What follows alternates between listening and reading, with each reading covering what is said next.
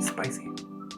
My first foray into book reviewing is going to be The Rage of Dragons, which, this one. The Rage of Dragons is the debut novel from Evan Winter. This review is going to be devoid of spoilers, so there is no need to skip through if you are seeking an untarnished reading experience. There will be no spoilers in this review or any of my reviews. I'm going to review all works with the same criteria: world building, world, plot, character, writing, and then finally my overall thought on the book. I'll also talk a little bit about the presentation of the book, but this doesn't count toward the score. My reviews will be based on a 5-star system like you'd find on most public reviewing sites. For me, 3 stars is an average review, so it's important to keep that in mind. If I give something 3 stars, it just means that it was average. There's nothing particularly special or terrible about it. It was just average. That does not mean bad. That's important to keep in mind. A lot of people look at 3 stars and think, oh, that's terrible. It doesn't mean it was terrible. It just means that it didn't stand out to me in a way that other books or stories could. With all of that said, let's... I just choked on a chip. With all of that said, let's dive into the review. Our main character, Tao, is a lower-class citizen in the book's caste system. He's on a quest for vengeance, and that quest brings him to join the people's military, where he hopes to better himself. But each time he betters himself, you realize that it isn't good enough for him. He can always be better than that. It is not enough to just be better than he was before. He wants to be the best compared to everyone else, and is willing to do whatever it takes to achieve that so that he can meet his end goal of vengeance. Let's talk first about the book's presentation. This does not count toward the review, as I mentioned earlier. This is just something I like to talk about because I think it's good to praise really good presentation and also mention when you notice bad presentation. This is just the physical appearance of the book, things that I liked about the inside of it and the outside. This is all just going to be personal taste, things I liked, things I didn't like, things I would have really liked to see in this book that weren't there. So it's all about judging a book by its cover and a couple of the things inside of it. First, the cover of the book is freaking awesome. It is very minimal, but there's a lot of subtle details in there that you notice. You can look up a picture of it online, but like the imagery behind the weaponry and dragon symbol on there is just fantastic. There's a lot to unpack just from the cover alone, especially after you've read the book. It is an amazing cover. I love this cover. I love the minimal style of it. It's fantastic. It looks awesome on the shelf just from the spine, and the cover of the second one, which I'm currently reading, also looks amazing on the shelf. I love the format of the interior of the book as well. It was made to be very easy to read and break apart sections. There are 16 real chapters and then a prologue and an epilogue. And within each of those chapters are a few shorter sections that you can read. So it made it very easy for me to break this book down and read large chunks of it at a time and keep track of where I was going. And each section also has a concise part of the story that you can follow. It's an awesome way to break a book down. I have not seen this very often. There are probably a couple of examples of books I've read that are similar, but I really liked the way this was laid out. It made it very easy to read and break down the book as I was reading through it. I read about 2 to 3 chapters a day, which was roughly 50 to 60 pages, but I broke that into smaller chunks, not just by the chapters, but by the sections in each of them. So read a little bit before work and read a little on my lunch break and then read a little after work. It made it really easy. I really appreciated the way it was broken down. It never felt like I was going to be at risk of putting the book down in the middle of an important scene to go and do something that I had to do. There is a glossary in the book, which is fantastic, as well as an outline of how the caste system works, which I appreciated. The problem that I did have was that there was not a pronunciation guide in the book. Normally when I see a pronunciation guide in a book, I see it in one where I don't really think it was all that necessary. But this is one where a pronunciation guide really would have helped me out a lot. There are a lot of names and terms in here that I'm not sure I was pronouncing correctly, and a couple that I know for sure I wasn't pronouncing correctly because I went and watched interviews with the author and he pronounced the names totally different from how I pronounce them. I've heard that the audiobook is incredible and that the narrator breathes new life into it, even if you've already read the book. So I might go buy that and listen to it while I'm working, which will really help me a lot to understand the names. And I would also really like to hear the narrator's interpretation of the book. So let's dive deeper into the book itself. I'm going to start with the plot. The plot of Rage of Dragons is done expertly, in my opinion. I haven't released a review yet, and I haven't even really talked about my preferences, so this is going to be the first review where I reveal one of my weaknesses, and that is revenge stories. Now, I knew very little about this book, which is how I prefer to go in at first, so I didn't go in with any particular expectations, except that reviewers I trust said that this was an amazing book. I went into this not knowing it was a revenge story, and when I realized it was, I got really excited. This is definitely a weakness of mine. I love really well-told revenge stories, and this was one of them. I enjoy seeing vengeance pursued to a degree that many people would consider unreasonable, and the Rage of Dragons absolutely had that. The sacrifices the main character is willing to make in order to be prepared to exact his vengeance, they're just insurmountable. The first few chapters of the book follow the main character Tao's general life. He is just living his life as he normally would. There isn't really a sign of what the exact plot is going to be.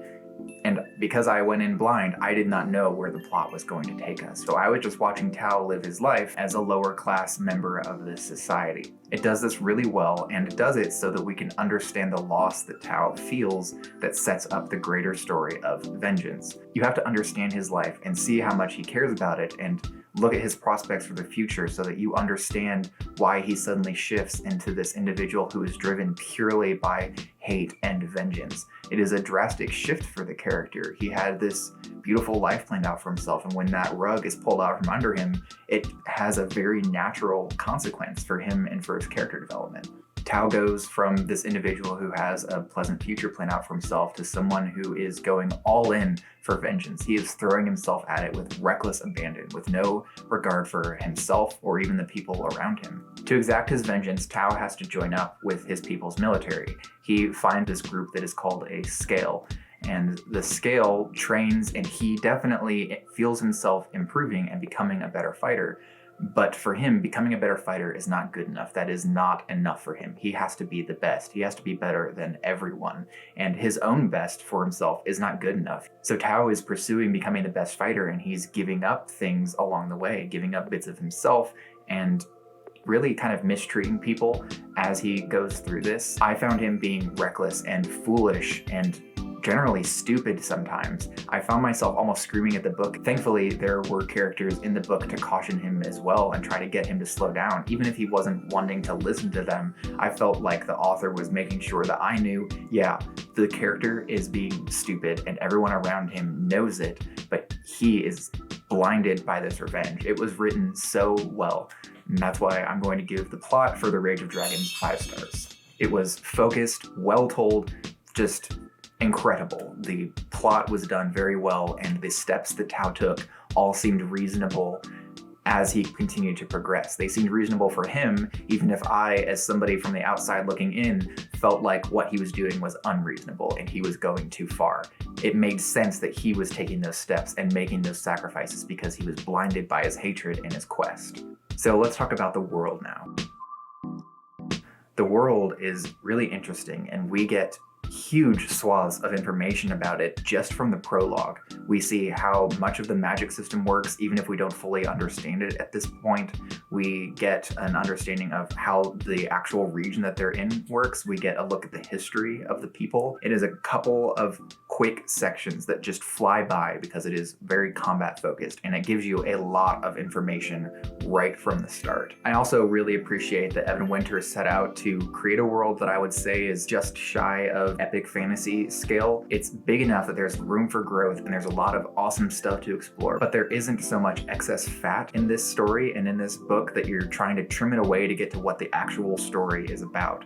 It has everything that it needs in order to tell his story. The magic system is simple and, from what I have personally experienced, fairly unique. There are obviously some elements of it that you're going to be able to compare to some other works, just as you would with most other things, but I felt like it was done in a very unique and interesting way. The limits of the magic system are presented to us from very early on as well, so that we can realize that this magic system is not perfect and it does not make you an all-powerful deity of some kind, as some magic systems might. They are very limited, and even throughout the story, you learn more and more about what these limitations are. So a great magic system, a really excellent map that we haven't even explored very much of at this point, world history that we are I would presume, going to learn more about in the coming books. Even though a good chunk of it was given to us just from the prologue, there seems to be a lot that we can unpack here, and this is a very interesting world and culture and society that I'm looking forward to getting to understand more about. I'm going to give the world a very positive 4 out of 5 stars.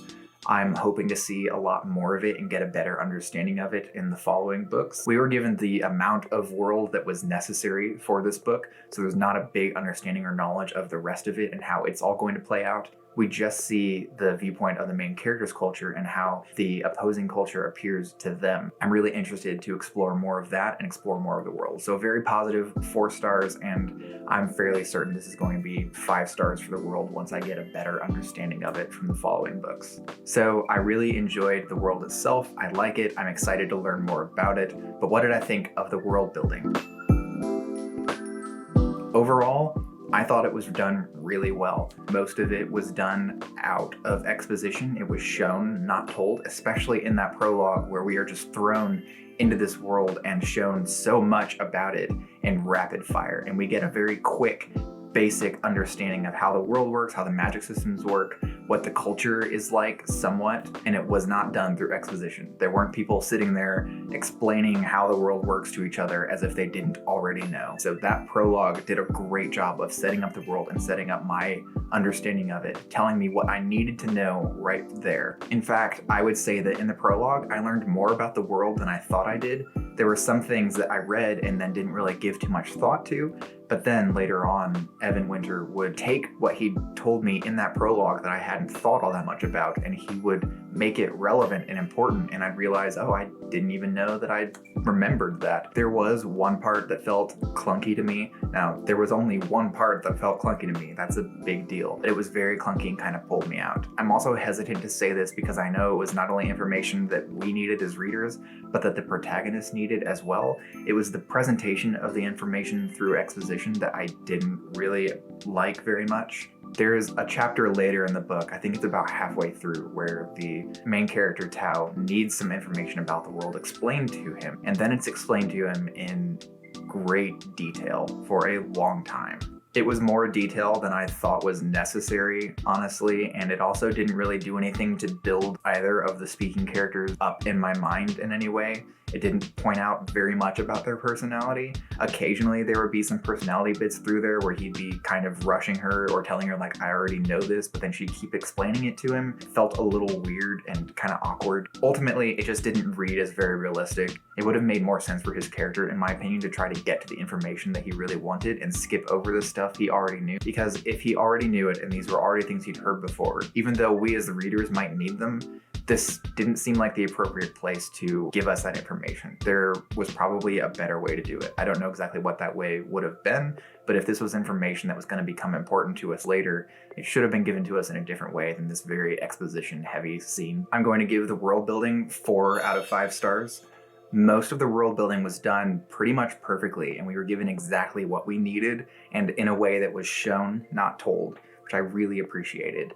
It's just that one scene that was several pages long that pulled me out of my reading experience. So 4 out of 5 stars. That's still really good for me. I am really harsh on world building sometimes. Next up, we have the characters. I really liked our cast of characters. I do wish we'd spent more time with them, but because it was so focused on Tao and because Tao was so focused on himself, we didn't get all that much insight into each of these characters. So while I really liked what I read about them and I liked their personalities and I appreciated what they were doing and could do for Tao, I'd like to see more of them and really get to understand who they are as people instead of just who they are relevant to the main character. The characters definitely had personalities and backgrounds that were interesting and unique wants and goals, which is important, but we didn't explore much of that at all because this is so focused on Tao. And I'm really hoping that in the following books, we are able to get more insight into these other individuals, whether it's from Tao's viewpoint or if we get a couple of pages from one of the characters' viewpoints. I will point out that there are some characters who I felt were definitely not explored in enough depth In particular, Tao's love interest. I got the impression from very early on, from when she was first introduced, that she and Tao already knew each other pretty well. It wasn't just infatuation or love at first sight. You can tell they already have a rapport with one another, but she was not explored very much at all. Some additional insight into her, or even a few pages from her perspective, would have been really appreciated here. Only ever seeing her through Tao's eyes and how he views her didn't give us a very big picture of her. Maybe that's authorial intent, but for me, I think that it would have been enhanced a lot more if I'd gotten a few pages from her perspective so I could see how she sees herself and also how she sees Tao. Because Tao practically worships the ground that she walks on, and that's not giving us a very clear picture of who she actually is and how she views herself and the role she has in her society and in Tao's life. In the end, I'm giving the characters 4 out of 5 stars. Like I said for the previous ones, I fully expect Book 2 and the following books to expand on these characters and give us more insight into them and explore them with greater depth than what we were able to in this first book. If that happens, I'm sure it will be 5 out of 5 stars, but right now the only character we've fully explored in depth is the main character, and I'd like some more time with the others to flesh them out. Next, we have the writing. Normally, from a debut author, I would expect to put it somewhere between 2 or 3 stars for the writing quality. Like, it's not quite there yet, but you could maybe achieve great writing in the future with some more practice. The writing in this book was so phenomenal and so impressively well done. The only time I was ever taken out of the story by the writing was that scene I mentioned earlier in the world building section, where there was just a couple of pages of long exposition. For the rest of it, the prose really kept me in. I was being threaded through the story very well. I really liked the way that this book was written. It was just beautifully done. His descriptions were brief, giving you only the most necessary information. His dialogue felt very natural most of the time, and his fight scenes were incredible. Evan Winter has absolutely raised the bar for debut authors. This surpassed my expectations in so many ways. He fully immersed me in the world. His prose was incredible. I already docked a star for the scene that I mentioned in the world building section, so I'm not going to repeat that here. It was a world building issue, not necessarily a writing issue. So I'm going to give the writing for The Rage of Dragons 5 stars. It was artfully done. Next, and lastly, we have the pacing. I'm really glad that I took notes on this, because if I hadn't, I would think that the pacing had been perfect through the entire book. But I did note through the first about third or so of the book that it was moving a bit too slowly. And once the plot did get going and I knew what the plot was going to be like, I noticed that the pacing finally picked up a bit for me. It just felt as though it took too long to get to that point. I just think that the plot should have started a bit sooner than it did. Some of the reviews that I read even said that they didn't finish it because it took too long to get started, and I just kind of wanted to pull my hair out of that because yeah, it's a little slow at the start, but it is worth it for the payoff. Once the plot gets going, we maintain a pretty steady pace that threads you along through the book very naturally through probably the next third of it, and then the last third of the book absolutely takes off like a rocket. I remember I've been reading about 50 to 100 pages each day, and I read the last 200 pages in one day, in one sitting, because I couldn't put it down at that point. I had to follow the story from that point on. Like those last 150 to 200 pages, I was just swept along. The pacing took off and I was just flipping through pages. I finished this book well before I thought I was going to. I'm gonna give the pacing 4 out of 5 stars here. Again, the pacing does pick up if you keep reading, and then it just goes insane. And that's pretty standard for most books. I felt like the lull at the beginning was a bit too long and could have been cut down. The information that we got in that first part was important, and there were some scenes in there that I really loved. But again, the plot just didn't pick up early enough. So, what are my overall thoughts about Evan Winter's debut novel, The Rage of Dragons? I really want to recommend The Rage of Dragons to pretty much every reader that I know. Honestly, I would even recommend this book to people who don't ordinarily read fantasy, because the world's scope is small enough and the world building is done well enough that you can get into it, even if fantasy isn't normally your cup of tea. If you like revenge stories, you're probably going to like this book. The pitfalls and minor issues that I discussed in this review can all be glossed over. A lot of it can be dismissed as this is a first book. First books generally have some of these common issues. This one had them to a far less significant degree than most first books that I read. It was done really well. This book is the best debut novel I have read from an author. As long as I can remember, I can't think of any debut novel that tops it for me. It was so well done. The Rage of Dragons gets 4 out of 5 stars from me. I loved this book. It definitely has some room for improvement, but I fully expect book 2 to improve on these themes and characters and settings that we have seen in book 1. I really can't wait to see where Evan Winter takes this series and takes Tao and his story.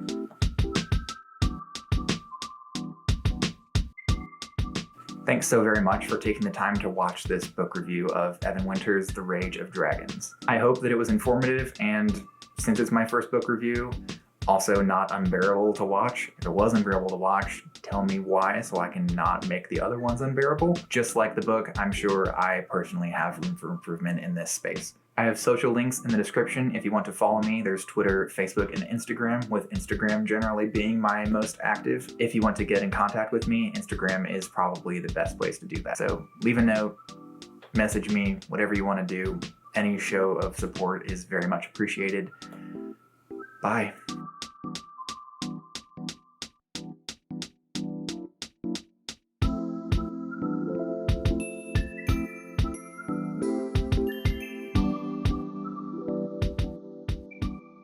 Pronunciation guide or pronunciation guide. I'm making an IT crowd.